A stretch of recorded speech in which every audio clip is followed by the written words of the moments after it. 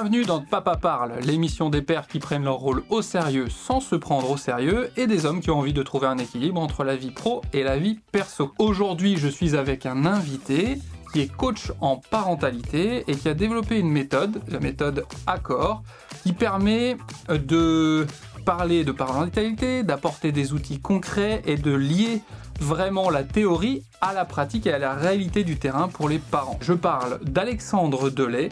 Bonjour Alexandre. Bonjour, merci beaucoup pour ton invitation, ça me fait très plaisir d'être là. Ah bah alors moi c'est totalement égoïste de ma part, parce qu'en fait en invitant les gens dans mon podcast, mon but c'est d'aller aspirer tout leur savoir et pour devenir un meilleur papa, un meilleur homme, etc. Donc ce n'est pas que par pure bonté, c'est parce que j'attends des choses de ta part aussi. Le podcast c'est le meilleur moyen justement de s'informer et puis de parler avec des gens qui ont des histoires assez spéciales. Moi j'en écoute énormément personnellement, donc c'est vrai qu'à chaque fois je repars avec quelque chose quoi. Ouais, carrément. C'était vraiment ma démarche initiale quand j'ai créé Papa Parle, c'est comment je peux faire. Je vais aller poser la question à ceux qui ont déjà vécu ça, à ceux qui le découvrent. Et puis ça a été au début des papas et maintenant c'est des gens qui travaillent autour de la parentalité de manière générale. Et même, je pense, ça va tendre, pas forcément que autour de la parentalité, mais de comment faire en sorte d'être un meilleur homme. C'est un bien grand mot, mais d'être, pareil, la meilleure version de soi-même, c'est un truc qui est un peu galvaudé, mais en tout cas de tendre vers une vie la plus équilibrée possible et pouvoir montrer le plus bel exemple à mes enfants, en tout cas. Ce que tu veux, c'est, si je comprends bien, te développer personnellement. C'est ça. Et tirer toute ta famille vers le haut. C'est ça. C'est que je me suis rendu compte que je pouvais essayer de transmettre beaucoup de choses à mes enfants et leur dire d'aller vers telle ou telle voie. Oui. Mais si moi-même, je ne suis pas dans cette voie-là, ou je ne montre pas un certain exemple... je le vois, hein. C'est que mes mots finalement c'est 10% et ce que je fais c'est le reste en fait. Et... T'as compris exactement le principe de la communication. Ouais. C'est qu'en fait, parler c'est 10% et puis après t'as tout ce qui est le physique, toute ta façon d'être, ta façon de te comporter, ça va vraiment, c'est ce qui va jouer le plus après au niveau des gens qui t'entourent, de tes enfants, de ta famille. Ça colle vraiment, parfaitement avec une...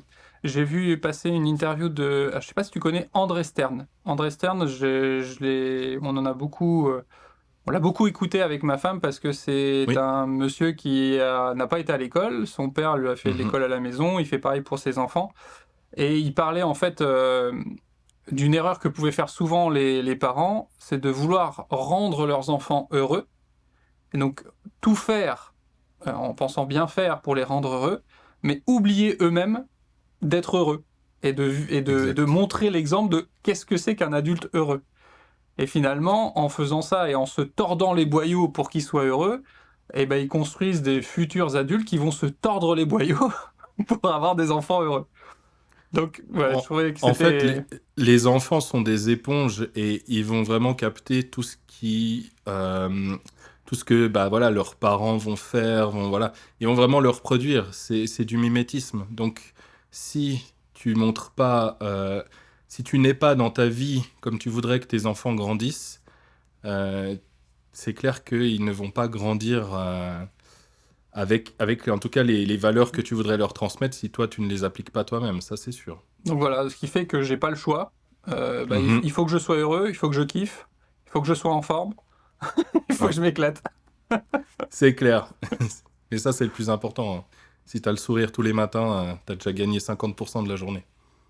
Bon, quand mon troisième me réveille la tête dans le sac, j'ai pas le sourire qui vient dans la seconde. Je dois t'avouer. Ah bah ça c'est sûr. Là-dessus, alors là, on est totalement d'accord. Hein. Il y a besoin, toi, que le taux de cortisol remonte un petit peu avant d'avoir la banane et de pouvoir faire l'andouille et rire avec les enfants. Mais en tout cas, évidemment. Je me rends compte là, petit à petit, sur si je fais, j'en profite pour faire rapidement mon petit journal de bord. L'évolution continue avec le suivi que me fait Florian Jaffard en tant que coach sportif, alimentation, organisation, etc. Bah, ça évolue toujours de mieux en mieux. Je vois que j'ai un vrai regain d'énergie, j'ai la patate, et pour faire l'andouille avec mes enfants, bah, j'ai encore plus la patate. Donc vraiment, je vous confirme que c'est vraiment trop bien. Maintenant, effectivement, il y a de la difficulté au début à changer des habitudes, mais maintenant que j'ai vu les bénéfices, j'ai beaucoup trop à perdre à repartir en arrière ou à pas garder en fait ces bonnes habitudes. Exactement. Ouais. Moi, j'ai mis aussi en place des routines, un changement alimentaire aussi. J'ai découvert que j'avais voilà, des petites intolérances alimentaires. Mince, Donc, ok. j'évite de manger certaines choses et je le remarque directement, hein. Ça me donne une énergie toute la journée que j'avais pas avant. Je veux dire, je dors beaucoup mieux. Il y a énormément de choses qui changent.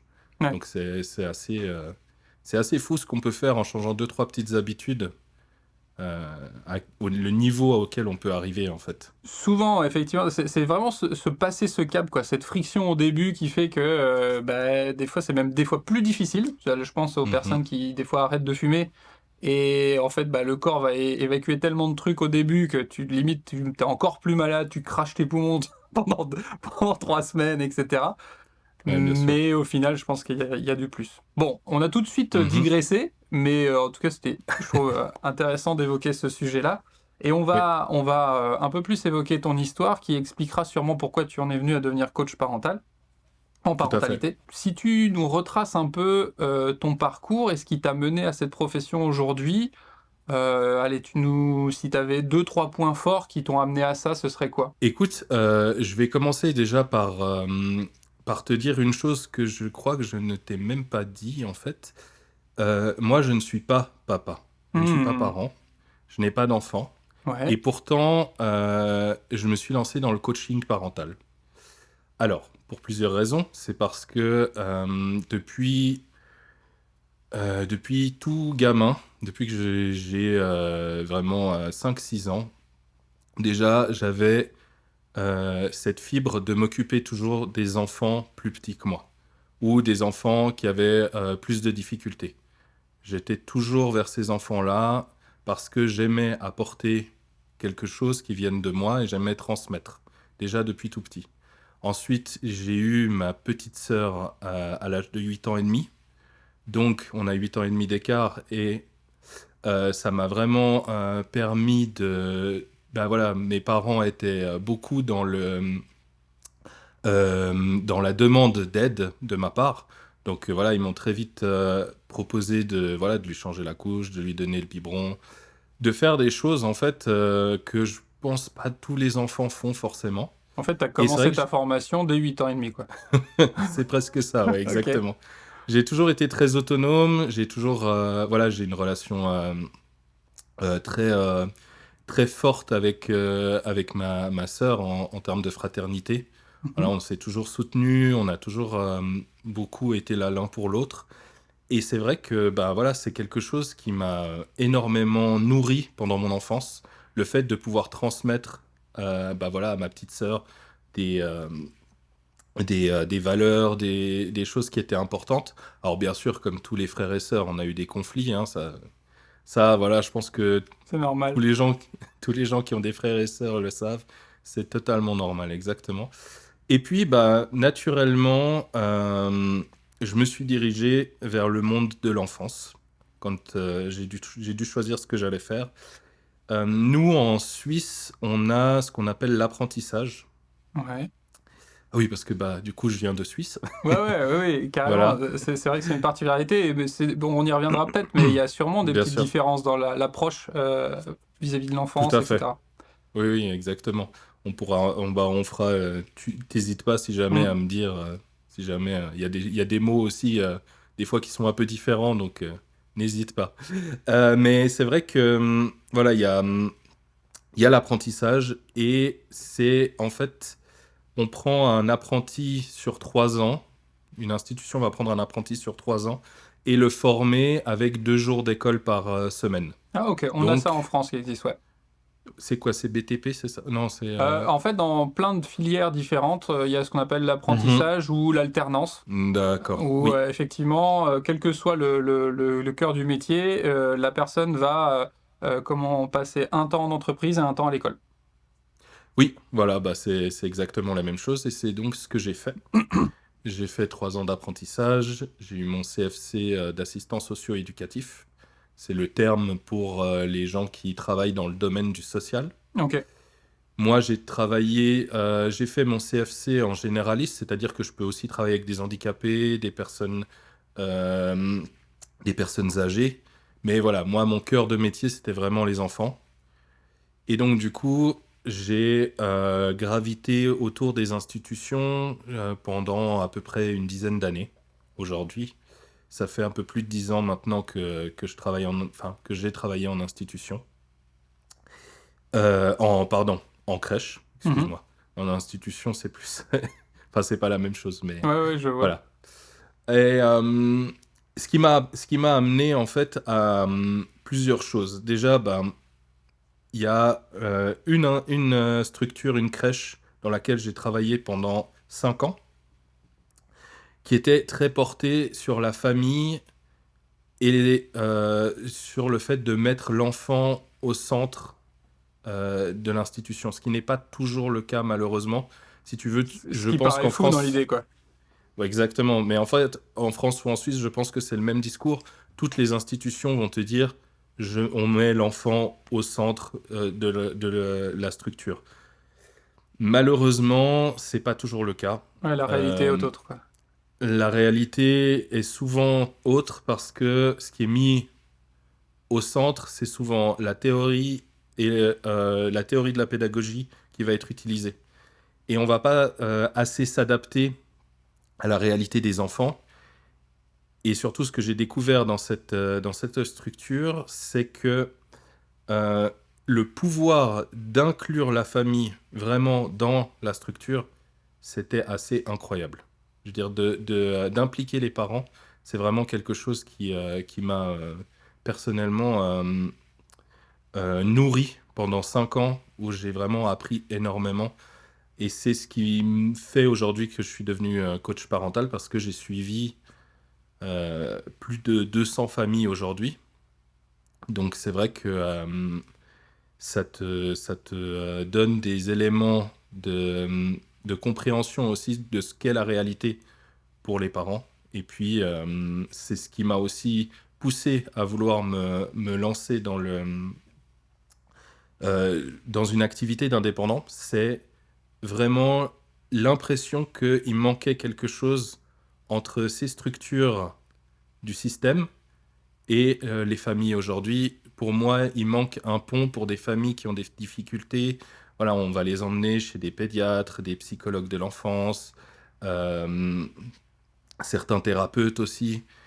Malheureusement, j'ai toujours l'impression que on va pas se concentrer sur les processus et la réalité des familles, mais on va se concentrer malheureusement trop sur la théorie, encore une fois.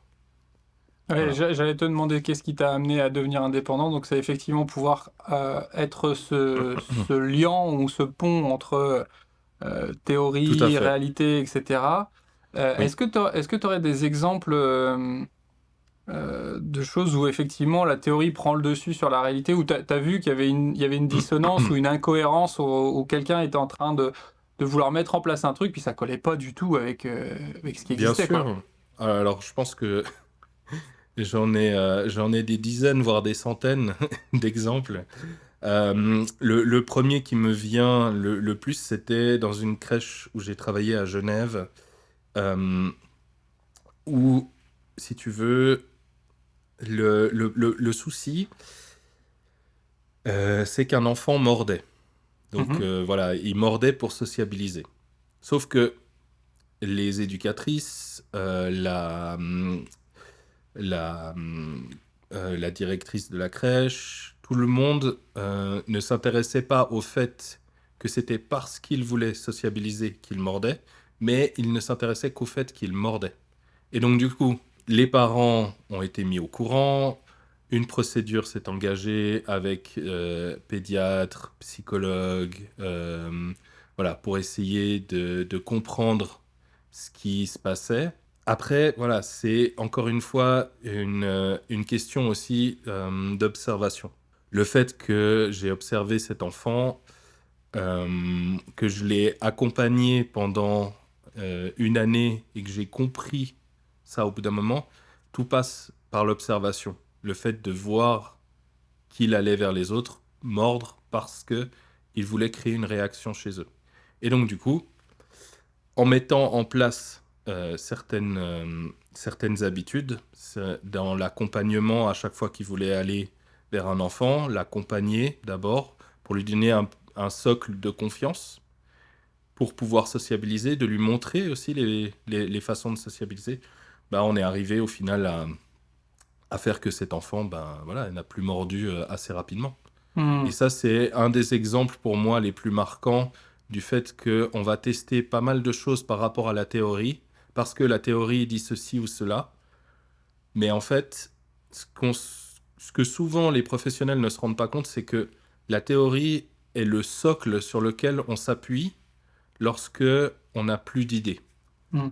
Pour moi, c'est clairement un socle sur lequel je vais m'appuyer, mais avant tout, la réalité et l'observation vont être mes deux outils principaux pour, euh, pour comprendre en fait la problématique ou voilà, le comportement et puis comprendre à quoi il est lié. Et justement, là, tu parlais d'un enfant qui pouvait mordre. Enfin, est-ce que tu pourrais nous dire dans quel cas tu peux intervenir et sur euh, tu, quels aspects tu peux améliorer de la vie, enfant, parent, d'une famille, en fait. Oui, Donc là, il y a la relation à l'autre. Ça, c'est quelque chose, avec des fois des accès de violence, parce que ce besoin de tout à sociabiliser fait. ou parce qu'il y a un mal-être. Est-ce qu'il y a d'autres aspects sur lesquels tu interviens et tu apportes du mieux? Bien sûr, bien sûr. J'aime bien faire toujours cette analogie entre la conduite et la parentalité. Voilà, pour conduire, tu as dû apprendre à conduire, tu as dû passer la théorie, tu as dû voilà, apprendre le code de la route. Mais est-ce que à 3 heures du matin, sur une route de campagne, tu vas faire ton RTI avant de tourner à gauche? Le Ah, RTI, chez nous, c'est le rétro-tête ah indicateur. oui, ok. Voilà. Si Ok. jamais. Ouais, Je vois. Non, mais très bien, je voilà. note. Voilà. Donc, est-ce que tu vas faire cette action, sachant que c'est 3 heures du mat, qu'il n'y a personne comment dire? Aux Il y a alentours, personne quoi. aux alentours et puis pas de phare, pas de feu. Non, tu vas pas le faire. Et ben c'est la même chose dans la parentalité, c'est la même chose dans l'accompagnement des enfants. Il faut adapter chacune de tes actions par rapport au contexte. Et donc du coup, moi je suis là justement pour aider à cette adaptation. Puisque si tu te contentes d'appliquer juste la théorie que tu as appris, toi ou n'importe quel autre parent, ben, ce qui va se passer, c'est que ça va pas correspondre à la réalité de ton foyer, de tes enfants, et que si tu demandes quelque chose, ben, si tu demandes à un enfant de faire une chose qui n'a aucun sens parce que la théorie le dit, mais que pour lui, ça n'est pas dans sa réalité, qu'est-ce qui va se passer? Ben, tout simplement, au bout d'un moment, il va te dire, écoute, t'es bien gentil avec tes demandes, mais moi, ça Ouais. m'intéresse pas trop. Et puis voilà. Mais ça, c'est des choses qu'on observe énormément, je dirais 80% du temps. Et en allant encore plus dans le concret, Bien sûr. les gens qui viennent vers toi, ils viennent pourquoi? Quels sont les motifs, en fait? Prin- Les motifs de consultation? Principalement aujourd'hui, c'est pour des problèmes de comportement, des questionnements surtout, Ouais. des problèmes aussi de communication. Mhm. Et puis après, il peut y avoir aussi des problèmes dans l'alimentation, dans le sommeil. Surtout le sommeil, ça va être quelque chose qui va être aussi très demandé, Ok. puisqu'il y a beaucoup d'enfants qui ont de la peine à dormir, que ce soit bah voilà, euh, bébé à un jeune âge où ils apprennent le sommeil, c'est pas encore quelque chose de naturel chez eux. Parce que ce Mhm. qu'il faut savoir, c'est que voilà, l'enfant jusqu'à ses 2 ans, le sommeil, c'est un apprentissage. Bah, ouais, Donc les... j'avais même un, avec ma femme, on est tous les deux ostéo, elle a bossé pas mal sur le sommeil, et même Oui, elle allait jusqu'à 3 ans, en tout cas la bien sûr. maturité complète. du cycle Oui, sommeil peut fluctuer encore facilement jusqu'à 3 ans, quoi. a- alors le premier stade, si tu veux, pour que le sommeil, ce qu'on appelle le sommeil paradoxal, les états de sommeil différents où il va y avoir des rêves, il va y avoir un sommeil profond. Voilà, les différentes phases vont vraiment se mettre en place, vont se développer dans le cerveau de l'enfant jusqu'à 2 ans. Mhm. Et après, ça va être toutes les habitudes de sommeil qu'il va falloir aussi développer. C'est pour ça que tu as des enfants qui naturellement vont dormir très bien, parce que eux, l'habitude du sommeil, si tu veux, ils sont assez, ils vont être assez preneurs de, voilà, c'est quelque chose qu'ils vont aimer, être dans le lit, être voilà tranquille. Donc, s'endormir, ça sera pas un souci. Alors que pour d'autres enfants, l'apprentissage nécessitera d'apprendre et à dormir et de développer leur, leur cerveau pour apprendre les phases de sommeil, en fait, tout simplement. Et donc, du coup, voilà, c'est aussi pour ça souvent qu'on peut avoir rapidement des parents qui ne savent plus quoi faire parce que l'enfant pleure les trois quarts de la nuit. Et puis, à part dormir avec lui, et même s'il dorment avec lui, c'est compliqué. Enfin voilà, ça peut très vite devenir des choses assez compliquées. Je pense qu'il y a en plus, alors je sais pas comment c'est en Suisse, mais il y a comme un standard qui est attendu Oui, de la part des parents ou de l'entourage, etc. Et si notre enfant ne colle pas au standard, il y a tout de suite une inquiétude, tu vois, en se disant il faut qu'il rentre dans le moule, faudrait qu'il fasse ses nuits comme ça ou que ça se passe comme ça. Et l'inquiétude, finalement, rajoute finalement de la difficulté au sommeil pour tout le monde, quoi. exactement. Et en fait, je dirais même plus loin qu'un standard, c'est un besoin social Mhm. d'avoir, euh, bah voilà, on dort la nuit, on dort pas le jour, on a voilà, on a des contraintes la journée, on va travailler, voilà, le système fait que euh, on a ce besoin d'avoir une vie la plus, comment dire, la plus réglée possible, et c'est pour ça que, bah voilà, on parlait des habitudes avant de commencer le podcast, il me semble. Ouais. Euh, c'est pour ça que les habitudes, aujourd'hui, les routines, les habitudes, sont autant mises en avant parce que c'est vraiment le moyen le plus concret de, comment dire, de te développer euh, un bonheur dans le temps qui va vraiment, voilà, une habitude, ça va être quelque chose qui va te rendre plus heureux. Ouais, mais moi je voyais, en tout cas la différence que je vois, c'est l'habitude ne va pas Oui, créer une poussée de joie, non, bien mais sûr, créer une stabilité justement dans le bonheur ou dans la exactement. sérénité. Oui, tout à fait, ça t'apporte de la Et, stabilité. et dans notre société où on a plutôt des pushs, des notifications, des shots de dopamine assez fréquemment, et pour les enfants, bah, ils sont pas à l'abri de ça non plus, avec tout ce qu'on voit, les multiples sollicitations, les écrans, les jeux, enfin, Tout à fait. etc. D'avoir effectivement ce socle d'habitude, cette routine. Alors malheureusement, le terme routine est devenu des fois un peu péjoratif. On se dit, oh, c'est routinier, c'est plan-plan, etc. Bien Mais sûr. ça crée un socle sur lequel, bah, même quand tu es adulte, ça te rassure en fait. Ça te permet de t'appuyer dessus. Moi, je sais que, bah, je l'ai bien vu, le matin, on a beaucoup de motivation, on peut faire beaucoup de choses. Et d'avoir mis en place des routines plus claires fait que le soir, je peux euh, garder des comportements et des habitudes saines pour moi, alors qu'avant, quand c'était un peu le foutoir, bah, j'allais vite dériver le soir parce que moins de motivation, moins de patates, et j'allais soit pas manger la bonne chose, soit enfin faire des choses qui sont finalement moins saines pour moi, quoi. Et pour les enfants, je pense que Il y c'est a pareil. exactement. Et plus tu vas euh, mettre en place des bonnes habitudes et des bonnes routines rapidement pour tes enfants, plus leur équilibre ils vont se développer avec un équilibre naturel et ils vont trouver leur équilibre parce que toi, comme on discutait tout à l'heure du fait de justement d'avoir une communication, donc de montrer l'exemple à tes enfants aussi par tes actions et puis ta façon d'être, bah, en fait, ces enfants-là, ils vont développer un équilibre naturel et ils vont appliquer les outils que toi, tu mettras en place.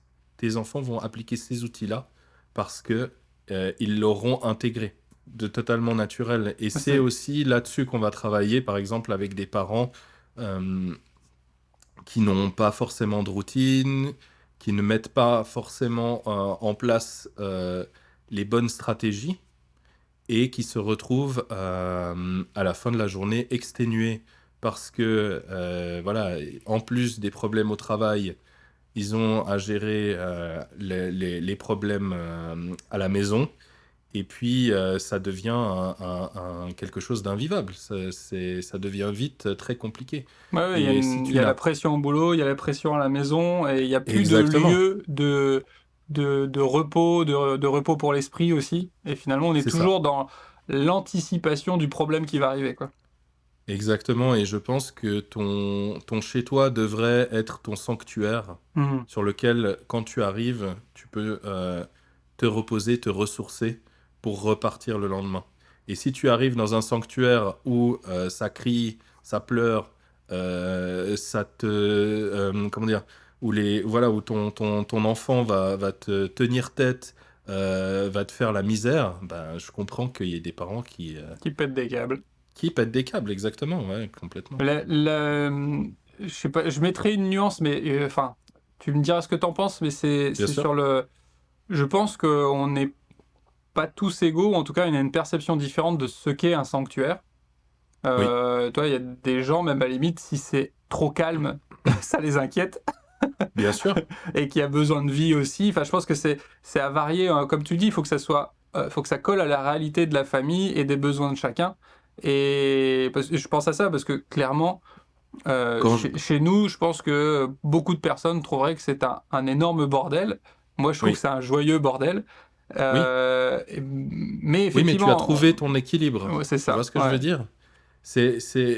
Ton sanctuaire n'est pas le sanctuaire du voisin. Mm. Et vice-versa. Et il y a des gens qui auront besoin d'avoir un sanctuaire, enfin, d'avoir un chez eux très calme, sans bruit, vraiment très posé. Et des gens qui ont besoin que ça bouge, qu'il y ait de l'interaction. Et c'est pas un souci en soi, c'est pas un problème. Tout est une question de qu'est-ce qui est important pour toi Mm. et qu'est-ce qui est important pour les gens qui vivent avec toi. Et donc du coup, après, tu trouves l'équilibre tout simplement en mettant les bonnes habitudes, euh, en plaçant des routines et des choses qui vont vraiment te permettre de poser un cadre chez toi pour que toute la famille puisse voilà, se mouvoir dans ce cadre, s'émanciper dans ce cadre, prendre leur marque, prendre leur place et vraiment se sentir bien. Et c'est ça c'est dans cet esprit-là que je parle de sanctuaire, si tu veux. Si tu crées ce bien-être à la maison, que ce soit le bordel, comme tu dis, un joyeux bordel, ou que ce soit très calme, rangé parce que tu es une personne qui va être très méticuleuse, peu importe. Mais l'important, c'est que ce soit en accord avec toi-même. Et c'est Et- là où moi, je vais, par exemple, accompagner des parents pour trouver les bonnes routines à mettre en place, les bonnes méthodes et les bonnes stratégies pour que, à travers leur réalité, leurs besoins, eux puissent vraiment poser un cadre qui soit agréable pour tout le monde.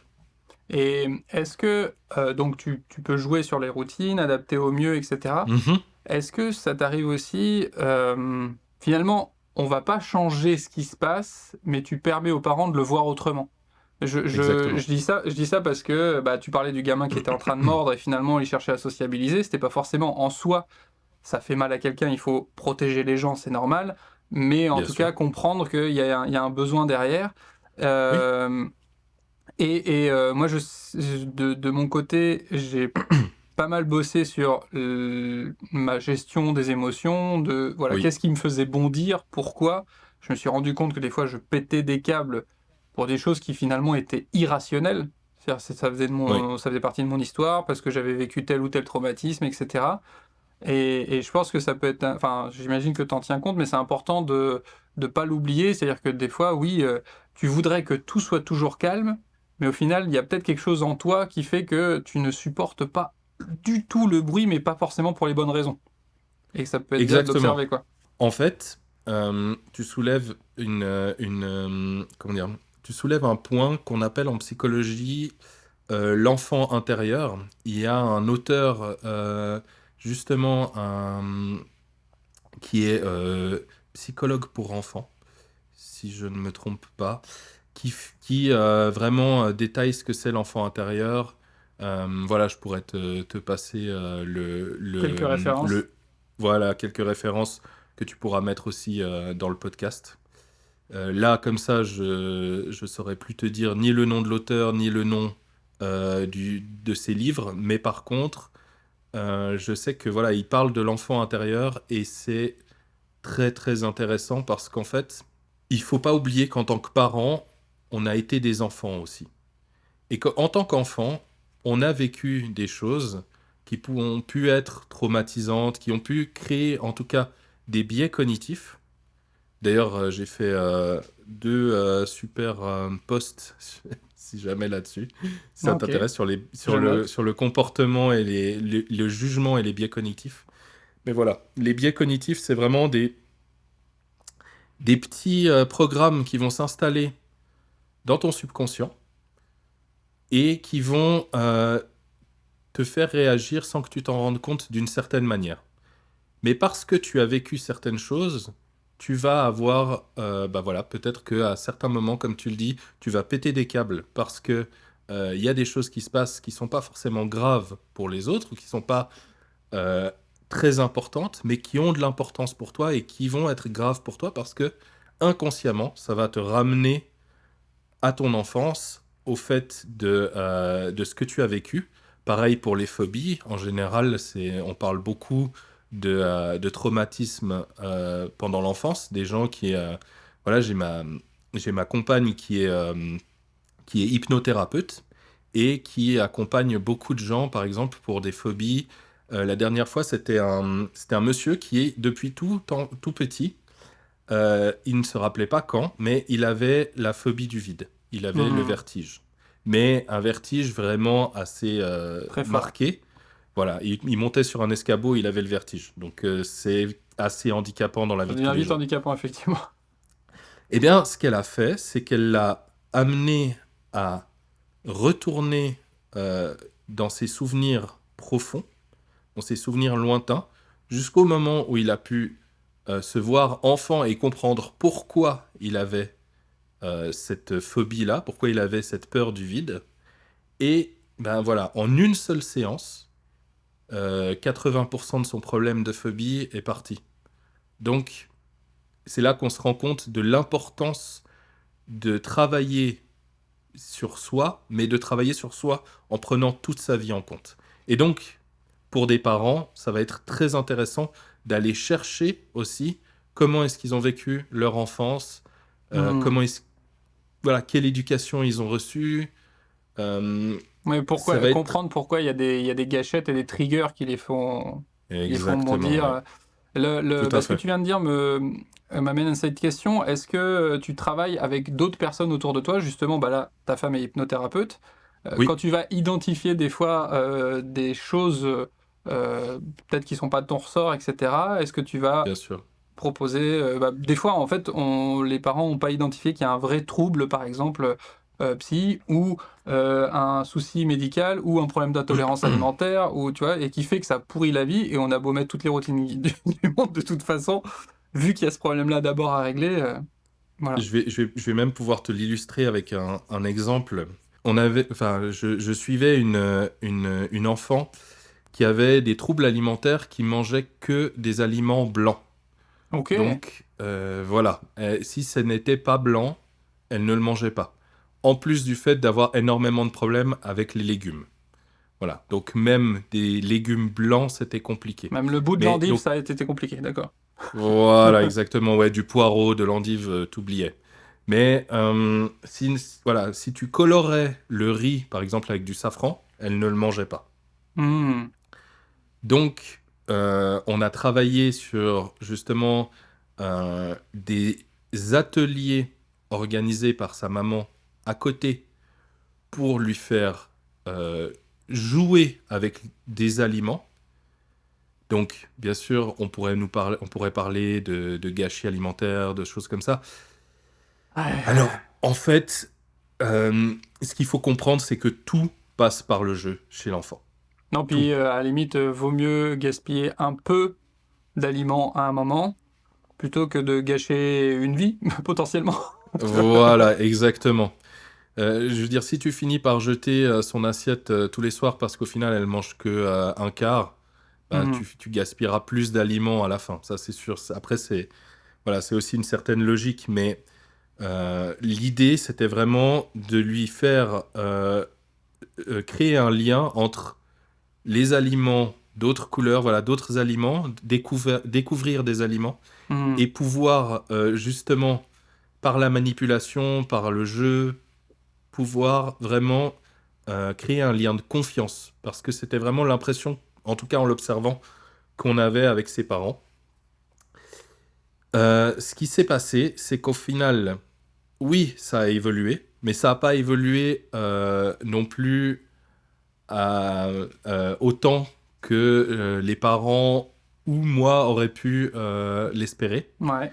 Donc, à ce moment-là, j'ai aussi très rapidement proposé aux parents d'aller voir des spécialistes, spécialistes de, voilà, de l'alimentation, mais aussi des spécialistes euh, de la, comment dire, de, voilà, de tout ce qui est troubles psychiques, tout ce qui peut être voilà, TDAH, troubles de l'attention, enfin voilà. Et il s'est avéré que à la fin, cet enfant avait un trouble autistique. Mhm. Donc, c'est très important de toujours euh, savoir où sont ses limites. Et puis voilà, moi je suis pas pédiatre, je suis pas dans le médical. Oui, j'ai des notions en neurosciences, dans le développement de l'enfant. J'ai une base solide, mais je ne vais pas commencer à poser des diagnostics. Ça, ce n'est pas mon rôle, Oui, par bien sûr. exemple. Ok. Mais moi, je vais être vraiment là, comme je te l'ai dit avant, pour aider les parents à euh, voir la situation, la comprendre et voir la réalité avec des outils, en fait, tout simplement le plus facile à mettre en place aussi. Parce que quand tu es dans un environnement problématique, comme tu es déjà exténué, tu n'auras pas forcément la volonté Ouais, il faut que ce soit facile de à mettre mettre en en place. Ouais. place. Exactement. Et voilà, plus tu facilites la mise en place, plus tu vas aider à ce que la situation s'améliore. Mais c'est en ça que je suis de plus en plus convaincu que la notion de coaching est importante.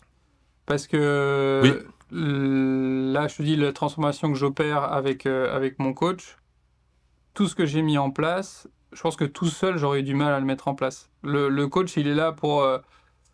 il est pas là pour faire à ta place, mais il va non, te réduire la difficulté parce qu'il va te donner au moins une carte. Tu vois, une carte au trésor. oui, Déjà, ok, exactement. tu vas aller le chercher tout seul, ton trésor, mais je vais te donner des directions quand même. Ça serait pas mal parce que sinon tu Voilà. risques de galérer longtemps.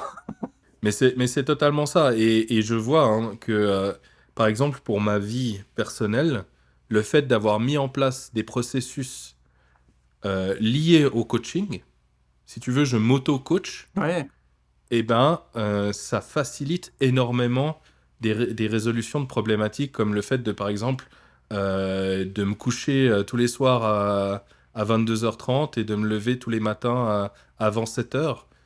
C'est des choses qui, avant, étaient très compliquées pour moi et qui, aujourd'hui, sont facilitées énormément par les processus que je mets en place. Plus tu facilites le fait comment dire, plus tu facilites le fait de changer des habitudes, de poser des choses qui vont être saines, plus tu vas pouvoir facilement les mettre en place, les ancrer surtout, parce que l'idée c'est que ça dure dans le temps pour vraiment bah, voilà, augmenter, comme on disait, ton bonheur de vivre, en tout cas ton niveau de vie ouais. euh, Il psychologiquement. y a deux choses qui me viennent sur les habitudes. Ouais, je le reformule puis tu me dis si je me trompe, mais Mhm. C'est ça, quand tu changes quelque chose, tu sais que ça va être relou, donc essaye de trouver tous les éléments qui vont compliquer la tâche et tu les changes, ou tu délègues, ou tu demandes de l'aide, ou tu en parles. C'est vraiment ce que j'ai fait avec ma femme. Moi, j'en ai parlé de ma Oui, difficulté par rapport à l'alimentation, où le soir, un peu, j'avais vraiment comme un démon qui se déclenchait parce qu'il y avait de la oui, fatigue, parce qu'il y avait des fois des frustrations dans la journée, et j'avais envie de me remplir de trucs, de sucré, pour apaiser en fait ce démon-là. Et, exact. elle a complètement entendu ça, elle m'a beaucoup aidé dans cette démarche-là, et puis justement on a mis en place des routines pour que le soir ça se déroule de manière plus fluide, que Oui. voilà, on termine plus facilement les choses, etc., qu'on ait même des temps finalement de divertissement, etc. Donc ça c'est une chose, et oui, je suis persuadé que à plein de moments, on n'a pas réussi à changer quelque chose parce que finalement, on s'est mis des bâtons dans les roues, quoi. Mhm. Et il faut pas hésiter à prendre un peu de recul en se disant, mais attends, pourquoi ça c'est compliqué? Et des fois, ça tient à rien. C'est moi mon téléphone, je peux vite être accro. Bah, en fait, comment je peux faciliter ça? Et bah, à la maison, on a commencé à mettre une boîte dans laquelle on met le téléphone en rentrant, et hop, c'est juste, Ouais, ça devient plus simple, en fait. Plutôt que de se dire: «Je vais exactement. résister au fait de pas le prendre dans ma poche». Bah non, Mais ça, tu le voilà, mets ailleurs. t'as facilité exactement le fait de pas utiliser ton téléphone à la maison. Moi, mon téléphone, c'est une plaie aussi à ce niveau-là. C'est que tu te dis, ok, ah bah tiens, j'ai une nouvelle notification. En plus, bah voilà, moi j'utilise les réseaux sociaux exclusivement pour le professionnel. Voilà, à l'époque, j'avais des réseaux sociaux bah, quand je faisais de la musique et d'autres, mais Mmh, j'avais des réseaux sociaux personnels, mais je passais un temps fou dessus. mmh. Donc après, j'ai tout coupé parce que voilà, j'en pouvais plus, je voulais plus de réseaux sociaux. Ça m'a beaucoup aidé. Mais si tu veux, aujourd'hui, ces outils-là, en termes professionnels, ils peuvent être très Ah bah, intéressants. carrément, ouais, bien sûr. Et donc, enfin, ils sont même aujourd'hui presque indispensables. Ah, tu Mais prêches un quand je convaincu, là. vois ah bah c'est sûr. C'est sûr puisque bah voilà, toi aussi t'es indépendant donc tu sais ce que c'est de communiquer et de devoir enfin de vouloir en tout cas transmettre Et aussi puis de la c'est, valeur et des enfin, choses comme ça. je t'en ai pas trop parlé, mais c'est finalement ce que je fais j'ai 2 boulots, et c'est ce que je fais pour mes clients, en Mhm. fait. Et c'est vrai que bah par exemple moi je sais que je vais avoir tendance à passer 5 minutes sur mes réseaux sociaux alors que j'étais en train de faire une tâche 2 minutes avant. Et 45 minutes ont passé, moi j'étais là juste parti pour faire 30 secondes un Ouais, truc, et au final, voilà, tu perds un temps fou. Et maintenant, voilà, j'ai mis en place aussi des bloqueurs d'applications. ouais. Je sais que pendant un certain temps de la journée, ces applications, je ne peux pas y accéder. J'ai demandé à ma compagne de mettre un mot de passe, et comme ça, je sais que je me prends même plus la tête. Je n'y ai pas accès.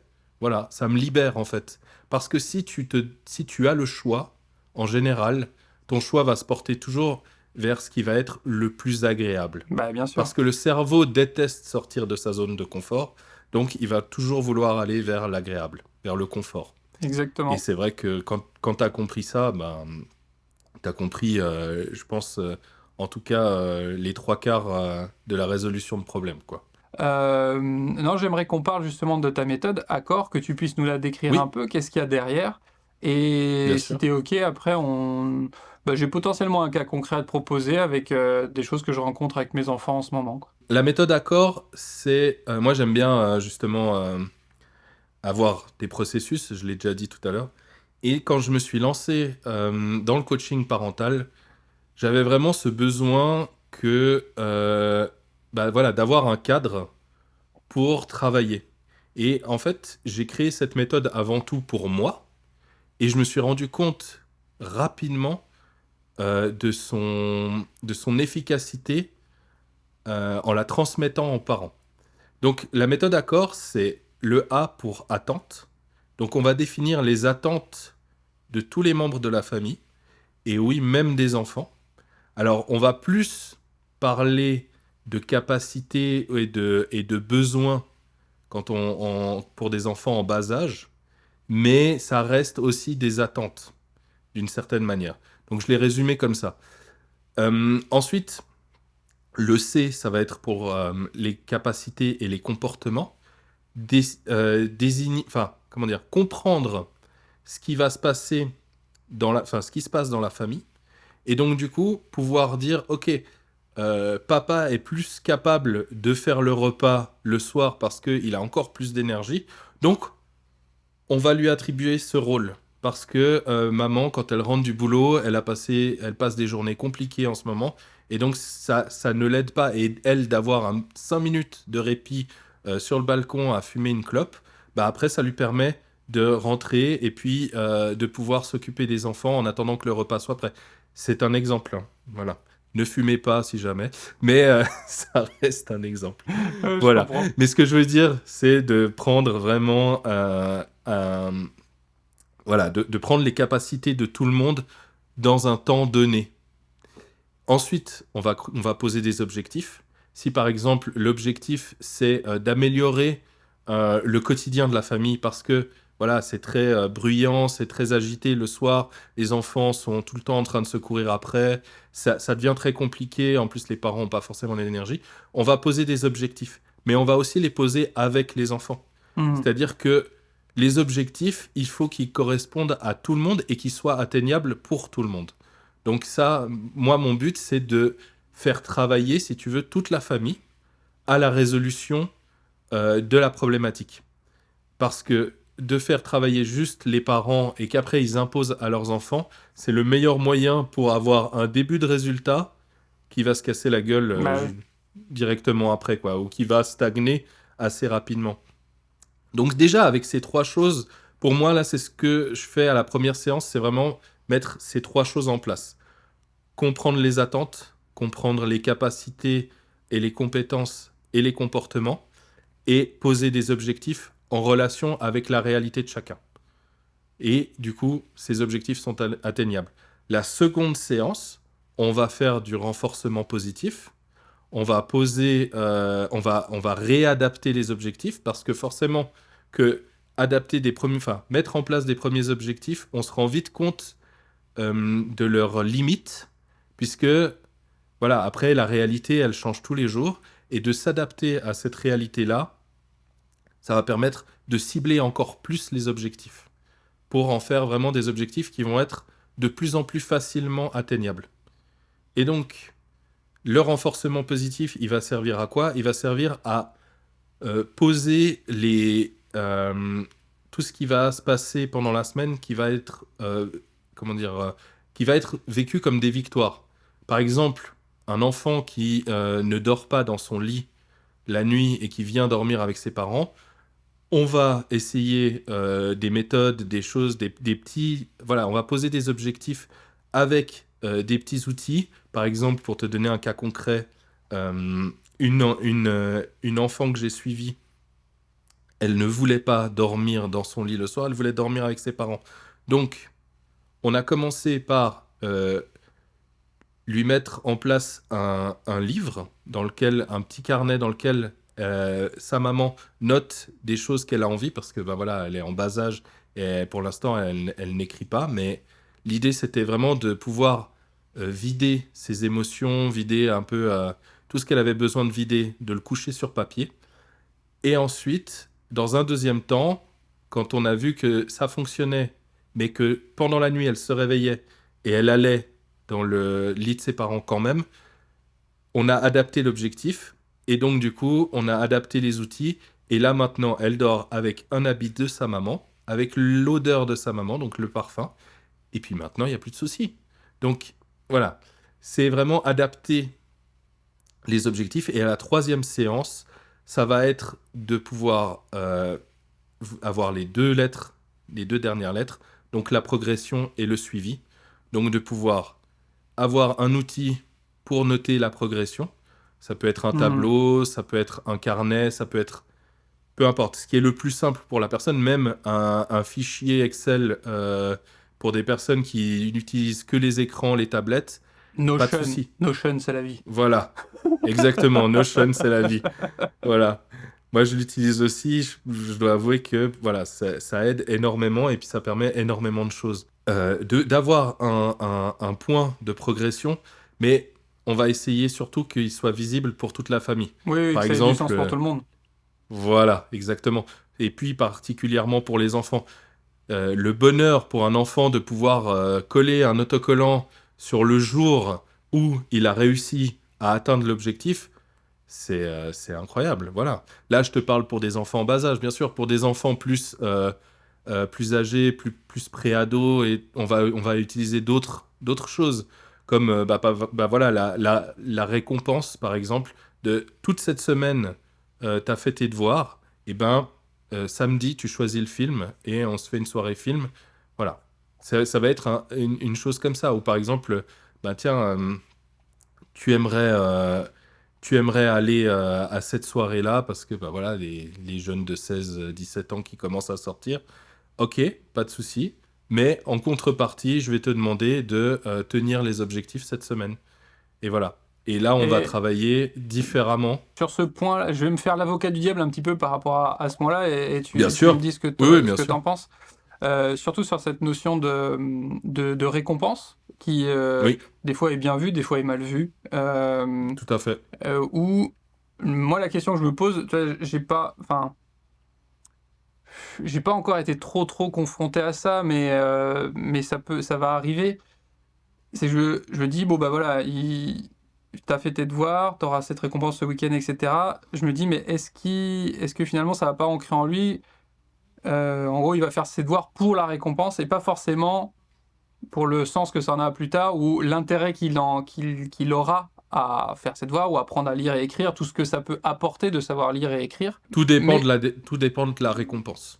ouais, Tout dépend de la récompense. Parce que si tu offres à ton enfant une voiture parce qu'il a fait ses devoirs pendant une semaine, voilà, la récompense est totalement disproportionnée. En tant qu'humain, de toute façon, on fonctionne avec le système de récompense. ouais, ouais, C'est un fonctionnement psychologique qui est, voilà, autant chez les animaux que chez les humains, c'est complètement ancré en nous. On fonctionne avec la récompense. Il y a qu'à voir quand tu rentres chez toi le soir que t'as pas forcément envie de te faire à manger, qu'est-ce que tu fais? Tu te récompenses de ta journée en te faisant un plat fast-food ou ouais, je voilà. vois. Ça, voilà, ça va être, c'est un système de récompense qui va stimuler la dopamine.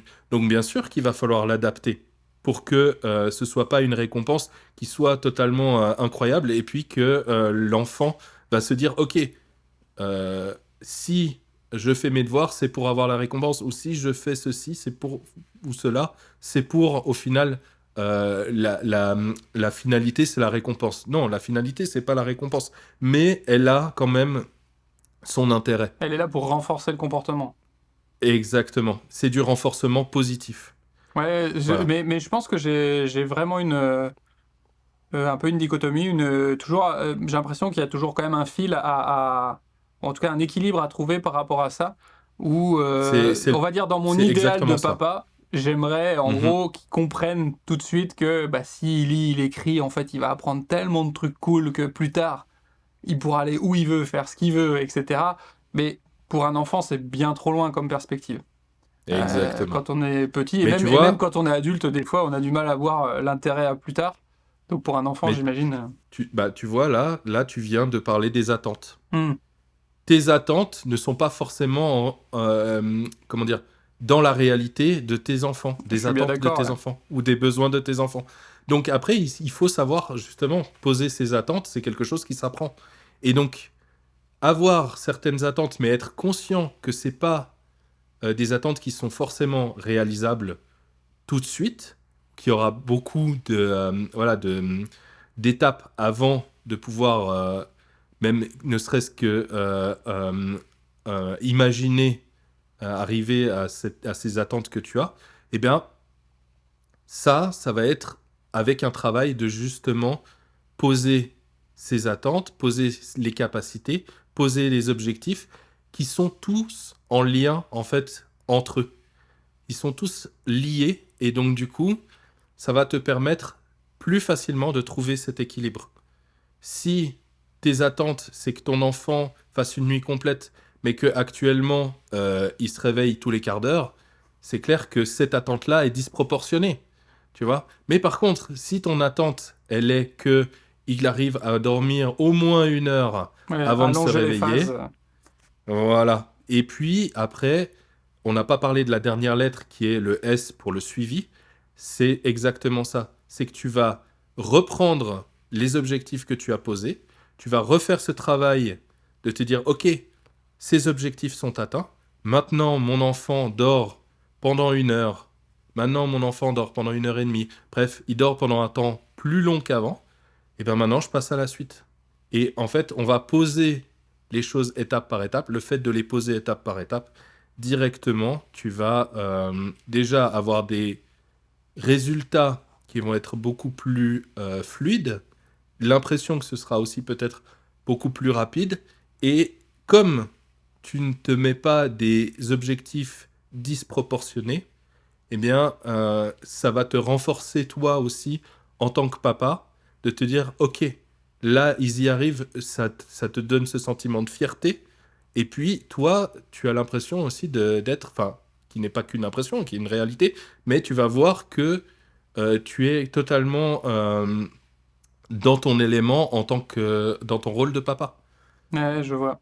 Et je rajouterais un point, faire la notion de Oui, réalité, tu vois, où là, c'est par rapport au choix qu'on a fait de faire l'école à la maison, où bien sûr, je pense que cette notion de réalité, elle est donc, il y a de l'interne et de l'externe par rapport au foyer, et il y a beaucoup de choses qui viennent de l'extérieur et qui font que notre réalité est comprimée par rapport à des règles ou des injonctions extérieures, et par rapport à totalement. l'école, où quoi, je connais plein de professeurs justement qui essayent de faire au mieux, mais des fois, en tout cas en France, les moyens manquent et les classes sont trop grosses, etc. Et donc au final, ils ne Bien peuvent sûr. pas adapter l'apprentissage à chaque enfant. Et donc il y a une Mhm. demande et il y a une attente justement qui va être très forte ou pas au bon moment pour certains enfants qui auraient plutôt une appétence pour les maths et à ce moment-là ils font de la lecture, ou alors ils sont à fond au niveau physique et pas ils développent à fond la motricité et pas le psycho, enfin voilà.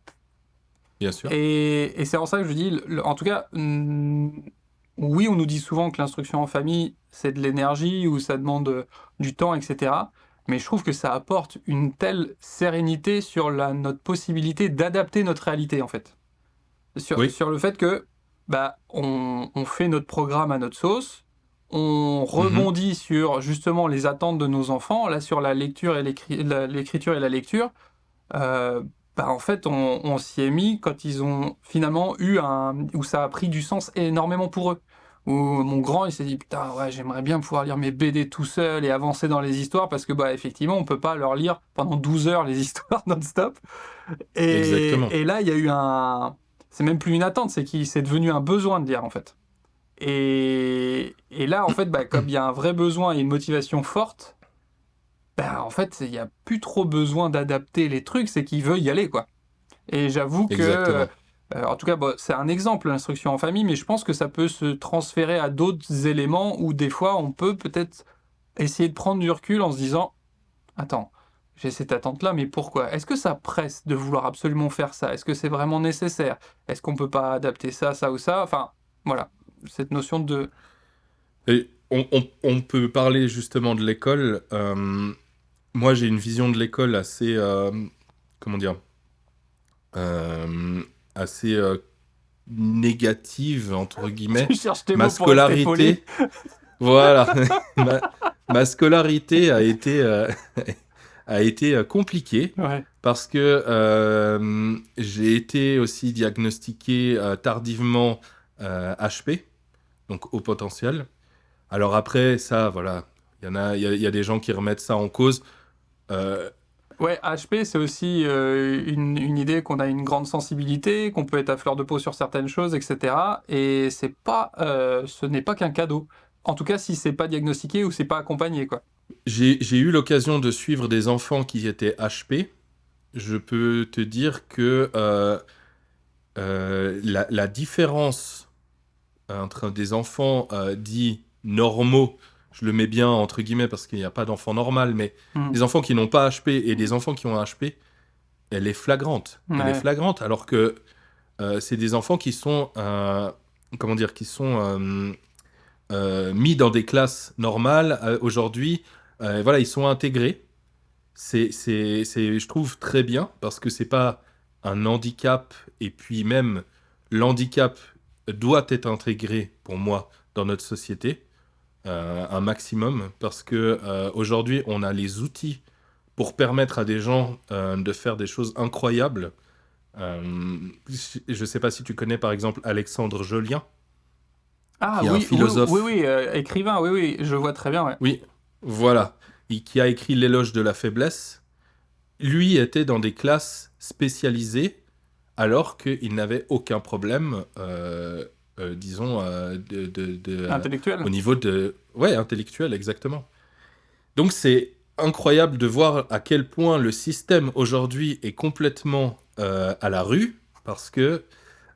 non, mais voilà, je le Ouais. dis en plus avec virulence, parce que c'est vraiment ce que j'ai ressenti tout au long de ma scolarité. Est-ce que L'école a... désolé, en fait, Non, non, mais bien sûr. je note le truc, mais ça va être très cliché ce que je vais dire. Mais Oui, tu dis, je le dis avec virulence, mais je trouve que c'est une virulence très suisse, quoi. Ça reste hyper cool quand même, hein. oui. C'est hyper cool comme Ah virulence. bah, on est virulent, mais tranquille, hein. Ouais, c'est ça, Non, non, ça mais je suis va. totalement d'accord. J'ai déjà C'est vu clair. des Français virulents, c'est pas la même chose. Non, et puis j'ai aussi envie de pas Oui, faire peur aux t'as gens pas qui envie regardent d'être le dans la podcast. colère. Oui, non, mais j'entends. Non, non, non, mais Et puis c'est je pas rigole, forcément mais... constructif de s'énerver. Enfin, voilà. Mais en tout cas, de Non, soulever de bien manière sûr. notable qu'il y a des Oui. problématiques, quoi.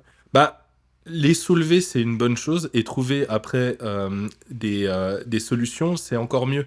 Et l'école n'a pas trouvé de solution depuis, voilà, Idriss Aberkan le disait, ça fait 100 ans que l'école n'a pas évolué.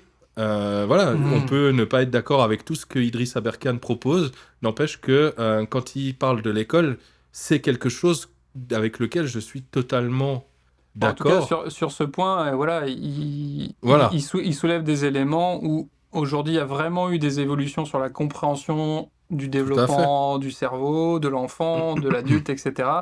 Exactement. Et il y a une décorrélation entre comment ça fonctionne à l'école et ce qui pourrait être optimal. Et puis, ce que je trouve dommage, c'est qu'on a l'exemple d'écoles nordiques, etc., qui mettent en place de nouvelles choses et qui ont l'air de fonctionner. Et je me dis, mais pourquoi on s'en empare pas, quoi?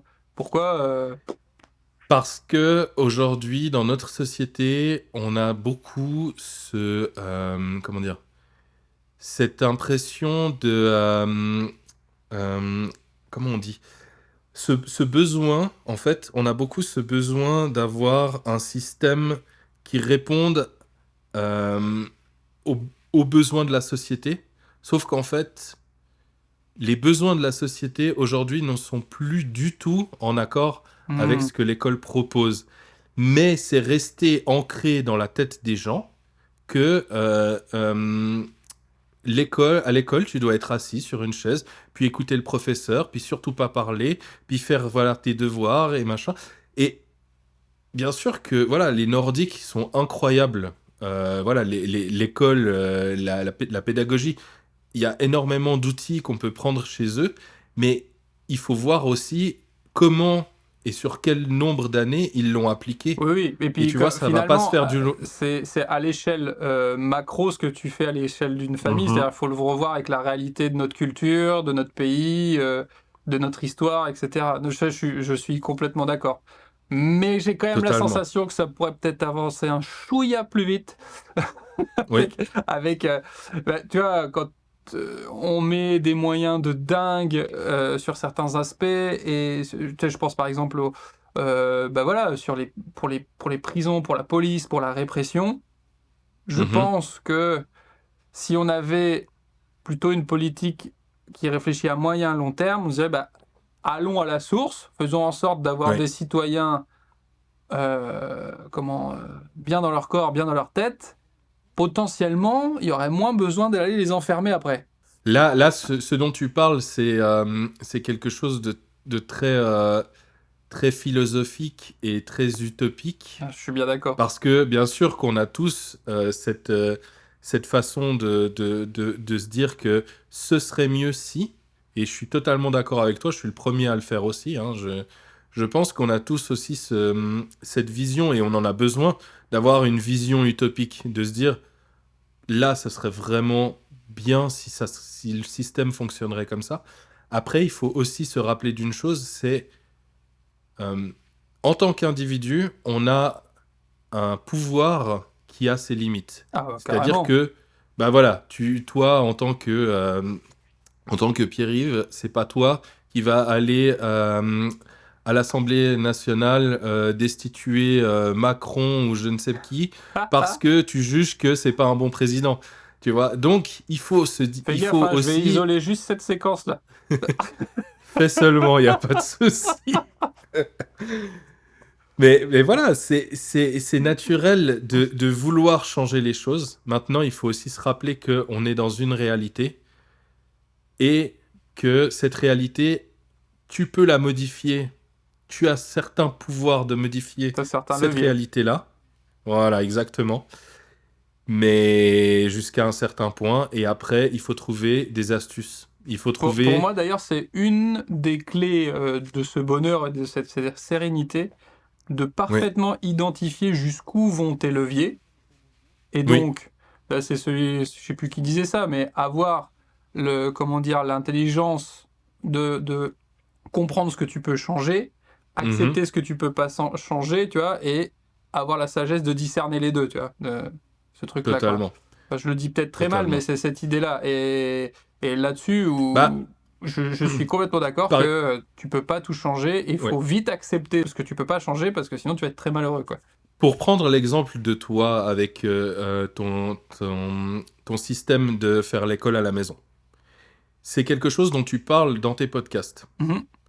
Donc, tu vois, tu as réussi à transformer ta réalité pour l'adapter à tes besoins. Mais tu as réussi aussi quelque chose de supplémentaire, c'est-à-dire de transmettre ton vécu et ton expérience à d'autres papas, à d'autres... Je ne sais pas s'il y a des mamans qui t'écoutent aussi, mais je Si, pense si, que voilà. il y a finalement, l'audience est très féminine. Et ben voilà, tu vois, Mhm. parce que au final, je pense que c'est un besoin autant féminin que masculin, Mhm. qui est même aussi, bah là on pourra en parler après, mais qui est même toujours très féminin de chercher à améliorer le foyer Ouais. et puis de vouloir le mieux pour ses enfants. Ça, c'est une pratique qui est très féminine, si tu veux. Mhm. Mais c'est marrant parce que de plus en plus d'hommes, de plus en plus de papas aujourd'hui veulent aussi s'impliquer dans le foyer. Forcément, on a évolué. Aujourd'hui, on n'est plus dans les années 50. On a d'autres besoins qu'à cette époque-là, et pour revenir à l'école, ben voilà, forcément, l'école aujourd'hui doit s'adapter.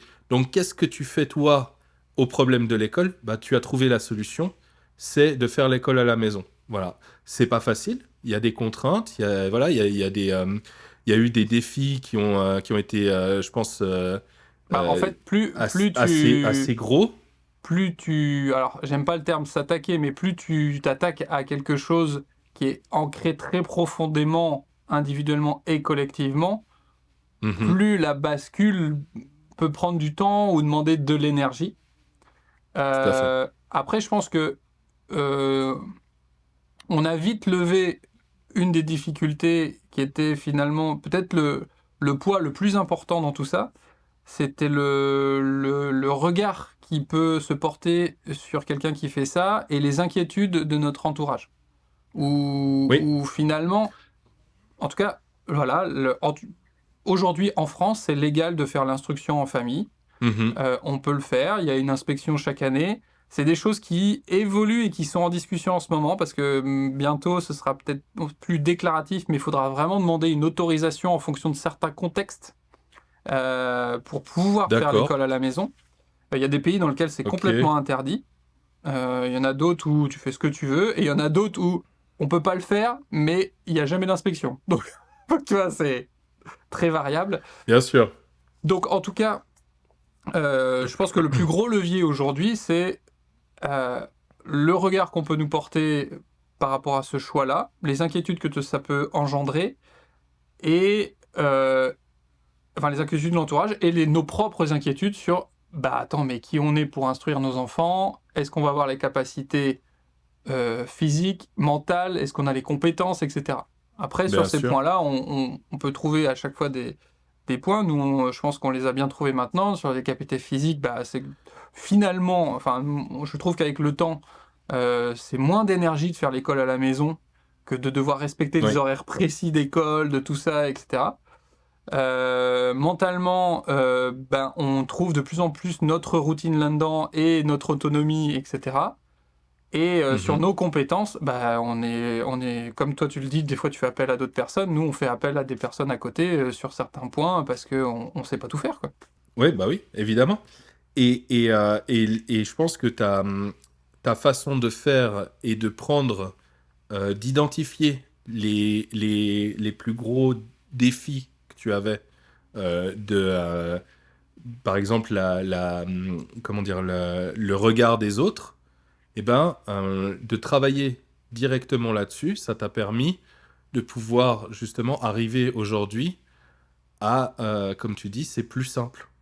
Tu as simplifié l'école à la maison, alors qu'il y a plein de parents qui se diraient, mais ouah, dans quoi je m'embarque si je commençais à donner des cours à mes enfants, si Mais je commençais à... c'est souvent, comme tu dis, dans quoi je m'embarque, c'est lié aussi à l'inconnu. Bien sûr, à C'est sortir de sa zone de confort. Ouais. l'inconnu et ce qu'on peut imaginer du truc. J'en parlais dans un autre podcast précédemment. En final, comme on a un temps très privilégié avec nos enfants au moment des apprentissages, je suis persuadé qu'en 1 heure, on fait l'équivalent de 3, 4, 5 heures à l'école, en fait. Parce qu'on est en one by Exactement. one, etc. Donc on n'a pas besoin de Exactement. passer autant de temps que ça, et ça se fait plutôt bien. Donc voilà. Et une chose très importante, quand tu transmets le savoir, comme tu disais, tu le fais bah voilà, en un pour un, en one by one, euh, tu le fais à ta manière, et ta manière correspond à ton enfant parce que bah, c'est ton fils, tu vois. Alors, oui et non, dans le sens que bien sûr que je pense que voilà, tu t'es formé, tu es allé chercher de l'information aussi pour faire ça bien. Mais ce que je veux dire, c'est que euh, dans ta façon d'être, ton fils te voit comme papa m'apprend quelque chose et pas le prof que je connais pas et dont j'en ai rien à cirer m'apprend quelque chose, tu vois. Il y a Tu vois, cet il y a aspect-là, ouais. aussi il y a aussi cet aspect-là, je pense, qui est important et qui peut être intéressant pour des parents qui aimeraient faire l'école à la maison, Mm. de se dire, bah, en fait, j'ai envie de transmettre aussi à mes enfants. Alors après, ça nous met aussi face à des... Enfin, tu vois, c'est comme si on avait... on dit souvent que les enfants nous mettent face à nos propres défauts, difficultés, etc. Là, c'est comme si on avait décidé de se foutre dans un accélérateur de particules pour aller encore plus Oui, fort dans ce truc. Parce que oui, transmettre à son enfant, apprendre des choses à son enfant, tu te mets dans cette situation finalement plus, et ça peut faire péter des choses. Moi, que je trouve c'est plutôt positif en fait. S'il y a un truc qui mhm, pète, c'est il y avait un abcès, faut que ça sorte, quoi. c'est clair. Et ça a créé des moments de difficulté, mais je trouve que ça nous fait avancer encore plus vite finalement sur ce chemin de la parentalité et Oui, sur la compréhension qu'on peut avoir de nos enfants et de nous-mêmes. Voilà, là je fais l'apologie de l'IEF, hein, de l'instruction en famille, mais je suis pas objectif, vous bien imaginez sûr. bien, parce que... Non, non, Mais en tout cas, mais c'est un point, moi, que je trouve incroyable, quoi, par rapport à ça. toi, tu as trouvé un système qui correspond à tes valeurs et puis, bah voilà, aux valeurs de ta femme, aux valeurs de ta famille, donc aux valeurs que tu veux transmettre, enfin que vous voulez transmettre avec ta compagne. Donc euh, pour moi, je trouve que tu es en accord avec tes valeurs, surtout quand tu en parles. On voit très clairement que c'est quelque chose que tu as réfléchi, que vous Mhm. avez réfléchi tous ensemble. Tu le dis toi-même, que voilà, maintenant ça a permis d'avancer sur d'autres choses. Voilà, comme tu le dis, de faire péter des trucs quand il y a des trucs à faire péter. Bah voilà, la communication, comment dire, la cohésion familiale, tout ça, c'est des choses que tu as pu, je pense, qui étaient importantes pour toi. En tout cas, c'est comme ça que je le ressens quand je t'entends parler de ça. Et donc, du coup, tu as pu, avec ta compagne, vous avez pu le mettre en place. Et ça, bah, ça, c'est le principe de vraiment vivre en accord avec ses valeurs. Et c'est, je pense, pour ça aussi qu'aujourd'hui, bah, tu es aussi serein par rapport à ces situations-là parce que, bah forcément, oui, tu as dû sortir de ta zone de confort, tu as dû faire face au regard des gens, tu as dû faire face à plein de défis, mais comme tu l'as expérimenté et que tu es allé en accord avec tes valeurs, eh bien, forcément, aujourd'hui, tu es plus serein là-dessus. Et puis, c'est quelque chose aussi qui t'apporte énormément de positif. Vu que tu en fais la promotion, c'est que forcément, voilà, Mhm. tu en vois les bénéfices. Et je pense que ce qui est le plus important pour chaque famille, c'est vraiment d'être dans cette démarche-là. Alors, ce sera pas sur les mêmes sujets, ce sera pas Bah, sur bien les sûr. mêmes, avec les mêmes intérêts derrière, mais d'être dans la démarche de chaque membre de la famille va se donner les moyens de vivre selon ses propres valeurs, eh bien, ouais, ça aide énormément à la paix familiale, enfin, à trouver l'équilibre, Et je et trouve que puis voilà. des fois, en famille, de sortir de notre zone de confort en faisant quelque chose qui est peut-être un peu à contresens de ce qui se fait d'habitude, Oui, ça soude vachement. Tu vois, oui, en fait, c'est nous contre le reste du monde, toi, quelque part. En enlevant un peu le côté belliqueux, j'ai pas envie d'être en guerre contre le reste du monde, mais il y a ce bien sûr. truc très fort de se dire, ok, on a fait un choix où on va aller dans la tempête, mais on va y aller ensemble. Mais comme n'importe quel moment de vie, c'est-à-dire que quand tu vis un truc dur avec quelqu'un, ça te rapproche, quoi. Oui, Et on oui, le vit pas totalement. comme quelque chose de dur, mais en tout cas, on vit des choses qui nous sont propres et particulières. Et ça, c'est incroyable de puissance pour nous souder et faire qu'on est en cohésion, quoi. Oui, c'est que tu as créé un environnement familial où vous avez pu, bah, comme tu l'as dit, créer des liens encore plus forts. Mais ça, vous vous êtes donné, ta femme et toi, les moyens d'arriver à ça parce que c'est quelque chose qui était important pour vous. Mhm. Et donc, Ouais. du coup, quand tu as compris ça, tu as compris le fait que maintenant, à chaque nouveau défi ou à chaque nouvelle problématique, tu vas te poser, tu vas dire, OK, voilà mes valeurs, voilà mes compétences, voilà mes attentes. Comment je peux faire pour amener ça à ma famille parce que j'ai identifié ce problème-là. Et pareil, je conseille beaucoup, très souvent, aux parents qui ont des enfants un peu plus, voilà, qui ont déjà l'usage de la parole, c'est de faire des réunions familiales une fois par Mhm. semaine, de parler des choses qui ont été positives et aussi des choses qu'il faut améliorer.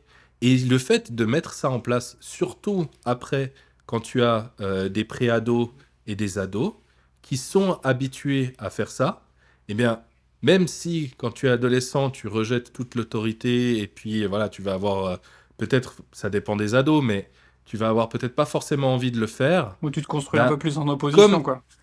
voilà, mais comme tu t'es construit dans une dynamique de communication avec les autres, ça va faciliter énormément de choses. Même si, bien sûr, que l'adolescence, c'est jamais facile, il va de toute façon y avoir des problèmes. Voilà, il va de toute façon y avoir des choses qui vont, toi, en tant que parent, te questionner, où tu vas dire, mais je reconnais plus mon enfant. Mhm. Ça arrivera. Voilà, c'est depuis la nuit des temps, les bébés deviennent des enfants, les enfants deviennent des ados et les ados deviennent des adultes. Donc depuis la nuit des temps, on a ces problèmes-là. Maintenant, comment on fait, pas pour, comment dire, forcément régler les problèmes, mais comment on fait pour aller vers l'amélioration, en fait. Comment tu Ouais. fais pour trouver l'équilibre? Tout est une question d'équilibre au final. Et Le, c'est, et c'est, le oui, petit tips que, par rapport au fait de communiquer avec mes enfants, ça, je l'ai entendu. Tu connais Eric et Ramsey, peut-être. oui, Eric et Ramsey, bien Ouais, sûr. donc Ramsey était interviewé, il parlait de ses enfants et il disait, il n'y a pas une journée où je demande pas à mes enfants, est-ce que tu as rigolé aujourd'hui et qu'est-ce qui t'a fait rire, quoi. Oui, Et je l'ai clairement repris et je demande tout le temps à mes oui, enfants. Alors d'une part, ça nous permet de nous bidonner ensemble et de rire ensemble. Et justement, quand il y a eu des choses dures qui ont été vécues dans la journée, généralement, il me dit non, il n'y a rien qui m'a fait rire. Et ça permet de dire ah ouais, t'as pas rigolé, mais pourquoi t'as pas rigolé? Et tac, tac, tac, tac. Et oui. ce truc-là, enfin, en tout cas, moi, c'est profondément ancré pour moi la notion de rire. Et s'il n'y a pas une journée où je me suis fendu la bille, c'est quand même. Je me dis, j'ai loupé un truc. Et tu travailles énormément de choses avec tes enfants rien qu'avec cette question.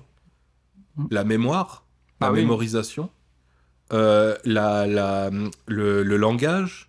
Tu vois, tu peux vraiment, quand tu t'intéresses un peu au développement du cerveau, des compétences et ce genre de choses, tu te rends compte qu'avec des petits outils comme ça, des petites choses que tu mets en place, tu travailles énormément de choses après au final. Un autre truc avec le rire, pareil, Oui, je bouffe des interviews, des podcasts, des machins et tout, et je me rappelle plus qui en a parlé, mais avec mes enfants, donc il y a cette notion de les gros mots, la vulgarité, ces choses-là, où bien sûr, oui. on fait attention et tout. Et je leur dis, en tout cas avec moi, ma femme est pas trop d'accord avec ça, mais quand vous êtes avec papa, pour moi ça peut passer si c'est vraiment marrant.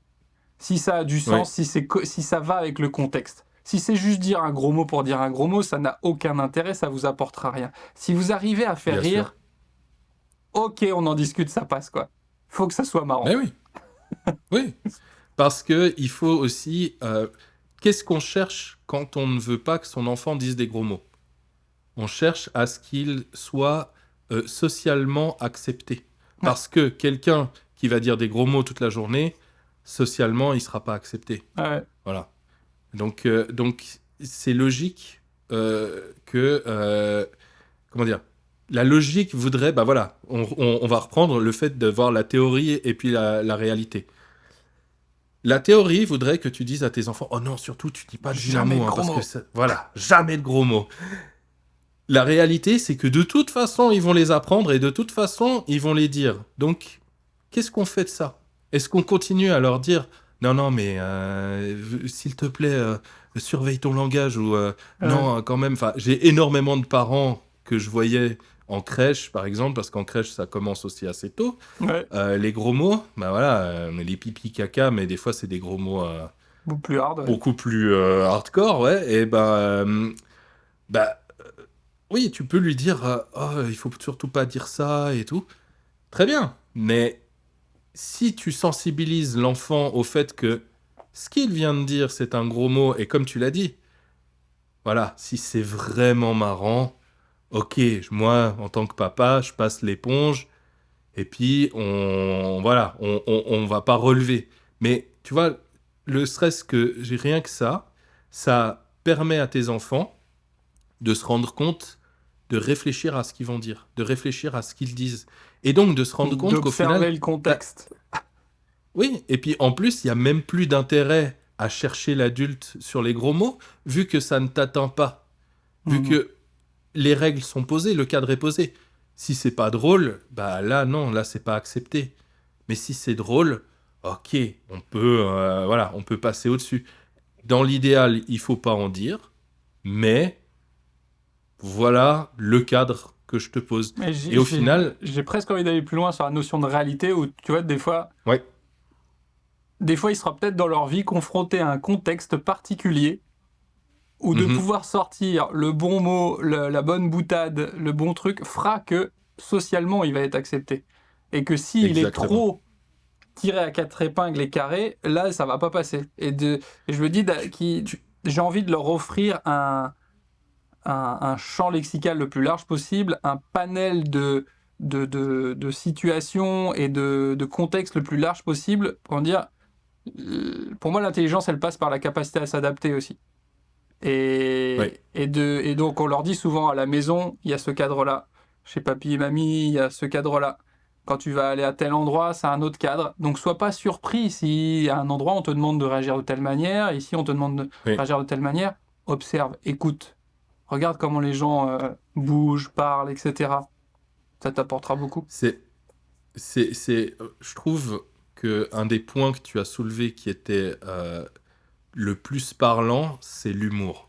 Ouais. Apprendre l'humour aux Oh enfants, putain. l'autodérision, c'est un outil qui est surpuissant, Ah mais ouais. vraiment surpuissant. Pour moi, en plus, ça devrait être voilà, dans mon utopie, on devrait tous les jours apprendre aux enfants à rigoler. Hmm. Vraiment, en tout cas, leur offrir cette possibilité-là de rigoler et puis d'apprendre à ce qu'est l'humour, vraiment. Et on était très proche avec l'équipe avec laquelle je travaillais euh, dans une des crèches où j'ai travaillé. On était très proches et donc du coup, on se vannait toute la journée. On s'envoyait des pics toute la journée. Mais les enfants participaient à ça. Mhm. Et tu vois, un professionnel dans une structure, il va se dire, oh mon Dieu, il s'envoie des pics, c'est pas du tout professionnel et blablabla. Les enfants ont jamais été. J'ai jamais vu des enfants rire autant et Mhm. être autant dans un cadre sécurisant et vraiment un cadre où ils pouvaient prendre leur place que à ce moment-là. Parce que on avait mis un cadre qui était humain. Et l'humain, ça passe par le rire, ça passe par l'humour, ça passe par les blagues, ça passe par énormément de choses. Ça passe par la... Voilà, c'est de la communication. Quand tu communiques avec ton Ouais. enfant ou avec d'autres enfants, le fait que, ben voilà, tu vas faire des blagues, que t'es marrant et tout ça, qu'est-ce qu'ils vont avoir envie de faire, les enfants? Ils vont avoir envie, tu vas être inspirant. Tu vas leur inspirer le fait que c'est cool d'être avec toi, c'est drôle, c'est rigolo, on apprend des choses en plus en rigolant. C'est voilà, c'est que du bénéfice, quoi. C'est que du bénéf. Ah, j'ai quand même envie de te poser une dernière question par rapport à un cas concret, comme on Oui, l'avait dit au début. bien sûr. Là, en ce moment, mon plus grand qui a 8 ans, euh, il va, il va avoir plus facilement des accès de colère. Et Oui, il va... toi, c'est ce que j'entends aussi, parce que ses petits frères vont le solliciter plus. Notre oui, troisième qui a 3 ans, il va des fois justement, par besoin d'interaction, il va venir lui donner un coup avec un jeu ou un truc comme ça. Et oui, contrairement à mon deuxième qui, lui, bon, bah, il se prend un coup, il se recule. En fait, il a pas de réaction pulsieuse, enfin, tu vois, viscérale. Lui, il va vite bondir, en fait. mhm, Et à chaque fois, en fait, il y a une explosion et puis on va discuter. On fait en sorte de sécuriser tout le monde, voilà. oui, Mais ça met du temps, tu vois, à se poser et des fois, je sais, je, bah, après, on est patient, on va attendre que ça redescende. Mais malgré tout, je dis qu'est-ce que je pourrais faire ou qu'est-ce qu'on pourrait mettre en place pour l'aider à mieux gérer ça ou euh, peut-être comprendre que ben non, il cherche pas à vouloir te faire mal, il veut jouer avec toi ou il veut interagir avec toi. ton grand, il a quel âge, tu m'as dit? 8 ans. 8 ans. Et c'est Mhm. lui qui a ces accès de colère-là, hein, c'est ça? Il a toujours eu un tempérament plus chaud par rapport à ça, par rapport à ses Oui, frères. Ça a toujours été le cas. bien sûr, bien sûr. Et même si clairement ça a nettement évolué, parce que ça Oui, pouvait être... à un moment, il y avait vraiment une période où c'était presque tous les jours. Là, maintenant, c'est beaucoup plus rare. Euh, et puis je le sens, c'est lié aussi à la fatigue. Toi, quand on arrive en fin de soirée, d'un seul coup, je sens que les fils se touchent plus et ça monte plus vite. est-ce que, donc, alors, que je résume pour bien avoir compris la Ouais, situation. Ses frères le sollicitent. ouais, Il, quand il a en plus de la fatigue, il a tendance à, quand il a envie de jouer tranquille ou peu importe quand il est, voilà, au bout d'un moment, il va avoir tendance à s'énerver, à avoir un accès de colère. Et puis c'est là où ça a tendance à exploser. ouais. C'est ça. Mais même, quand bien même, des fois, c'est lui qui va venir titiller ses frères, en fait, tu vois, ou qui va Bien aller les sûr, bah après chercher, c'est, oui, oui, qui va oui. aller les chercher aussi. Mhm. Et de manière flagrante, tu vois, il va pas accepter des comportements vis-à-vis de ses frères que lui-même fait à ses frères. Le truc classique, Bah quoi. bien sûr. Oui, oui. Ouais, alors ça, alors là, totalement, c'est, c'est Un un grand classique. comportement, c'est voilà, c'est le fait de, c'est le fait d'apprendre à grandir, tout simplement. Hmm. Mais la première chose que je remarque, c'est que comment dire, vous allez au contact, donc vous allez reprendre au moment où il a eu cet accès de colère. En fait, on intervient quand on juge qu'il y a potentiellement danger. C'est-à-dire qu'on n'a Oui, pas, tu vois, si jamais il crie ou s'il a envie de retourner le coup, oui, sachant qu'il est beaucoup plus grand, souvent le coup est disproportionné par rapport à ce que lui a fait son bien petit frère. sûr, Donc nous, bien notre sûr. truc, c'est déjà intervenir pour qu'il n'y ait pas de blessure, Pour que calmer le personne jeu, ait ouais. mal. Donc il y a cette intervention-là. Ça, tout en sachant que oui, potentiellement, il faudrait le laisser extérioriser, mais il y a des moments où il faut, faut quand même intervenir. Est-ce que ils ont chacun leur chambre ou est-ce qu'ils ont une chambre commune ou Alors, c'est le grand sujet où là, on va Oui, mettre des sous de côté pour que chacun ait sa chambre, mais pour l'instant, d'accord. les deux grands sont dans leur chambre et Oui, le troisième a sa chambre. Le quatrième, il est d'accord. encore en cododo, mais, Oui, mais les frictions peuvent être autant avec le deuxième qu'avec le troisième. bien sûr.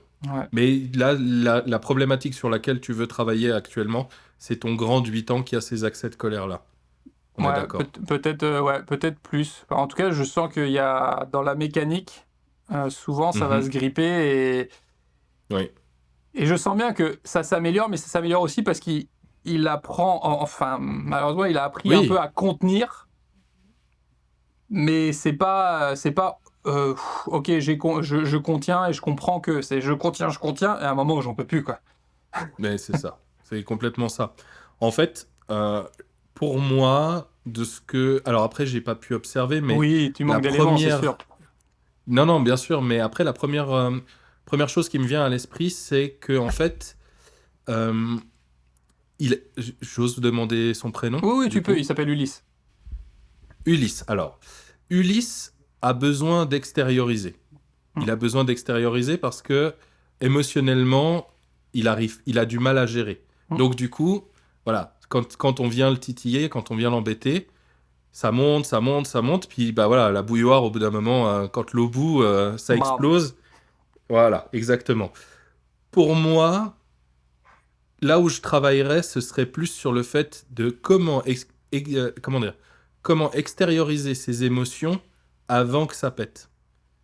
Comment travailler sur le fait de faire redescendre la pression pour pouvoir justement, euh, comment dire, plus facilement après aussi être dans la communication, poser des limites, toutes des choses qu'il n'arrive pas à faire actuellement parce que ça monte et puis ça explose. Hmm. Donc c'est au final, lui, il n'est pas capable actuellement, comme tu dis, il essaye de se contenir, mais jusqu'à un certain point. Ça marche, hein, bien sûr, mais je pense que de travailler sur le fait que qu'il comment dire euh, qu'il comprenne à quel moment c'est trop pour lui, ou même avant, pour qu'il puisse avoir un endroit ou un moment où Hmm. voilà où il puisse dire ok là c'est trop, j'ai besoin d'extérioriser le trop plein d'émotions, la colère, la tristesse, peu importe, je vais aller à cet endroit-là pour le faire et qu'il y ait un endroit dédié Ouais. pour pouvoir vider son sac sans être embêté, sans que enfin voilà, que ses petits frères après en rajoutent une couche, tu vois. Ouais, Pour carrément. moi, c'est la première chose que j'essaierai de mettre en place, enfin que je mettrai en place. Ouais, je note. Voilà, Je note, je note. Cool, merci très bien. beaucoup. Ça fera 100 balles. Non, je rigole. Attends, Non, non, je t'embête. t'as un PayPal, Je t'as quelque chose? plaisante. Eh bien, en tout cas, merci beaucoup, Alexandre. C'était hyper Merci à riche, toi. hyper intéressant. Si les gens souhaitent échanger avec toi, profiter de ton savoir, travailler avec toi, comment on te retrouve? Alors, j'ai un site internet, j'ai des réseaux sociaux que je suis en train encore de développer parce que, Ouais. voilà, il me fallait du temps pour les refaire. Bah, c'est un boulot. Principalement, c'est ça, exactement, puis alors ça prend du temps. Ouais. Principalement LinkedIn et mon site web, Et qui s'appelle comment? euh, parentalboost.com. Ok, cool. Cool, Voilà. cool, Et cool. puis sur LinkedIn, vous me trouvez assez facilement Alexandre Delay, Parental Boost. Enfin voilà, je crois que je suis assez bien référencé là-dessus. Et puis Facebook, c'est aussi Parental Boost. Enfin voilà, Ok, je te donnerai de toute façon tous les liens. je les afficherai. Voilà, très bien. Pas de souci, avec plaisir. Et j'offre pour tous les parents un premier contact par téléphone, par Zoom, Google Meet, pour déjà discuter de la problématique, comprendre quels sont, voilà, sur quoi il va falloir travailler avant de commencer vraiment un suivi ou un coaching. Ok, Voilà. cool. Aussi pour se rendre compte s'il y a vraiment un besoin de coaching ou s'il y a un autre besoin. Enfin, voilà, moi personnellement, je préfère envoyer quelqu'un, un parent ailleurs, mais qui soit mieux aidé que de l'aider et puis au final que ça fonctionne pas, quoi. Si vous avez écouté l'épisode jusqu'au bout, merci beaucoup. J'ose espérer que ça vous a plu. Donc n'hésitez pas à le partager sur les différents réseaux, à mettre des étoiles, des avis positifs, etc. Et surtout de me faire des retours sur ce que vous aimeriez entendre par rapport à la parentalité, par rapport au développement de la personne, mais de la famille en général, et de la place de l'homme dans ce rôle de papa, de chef d'entreprise, de tout ce qui nous sollicite dans notre société aujourd'hui. Donc il y a Instagram avec Papa Parle, il y a ma newsletter sur Substack qui fonctionne bien, et aussi YouTube sur lequel je mets l'épisode, voilà, et en audio, Apple Podcast, Spotify, etc. Voilà. Vous faites comme vous voulez, si vous voulez m'écouter, si vous voulez me voir, c'est vous qui choisissez. Je vous dis à la prochaine, je ne sais pas quand. On essaye d'acquérir une certaine régularité, mais voilà, vous le savez maintenant, quand on est papa, des fois il y a des priorités. Et là maintenant, la prio, c'est de remballer rapidement et d'aller manger le bon repas de Jolie Maman. Sur ce, merci encore Alexandre, et je vous dis merci à toi. À la prochaine, prochain épisode pour bientôt. Ciao.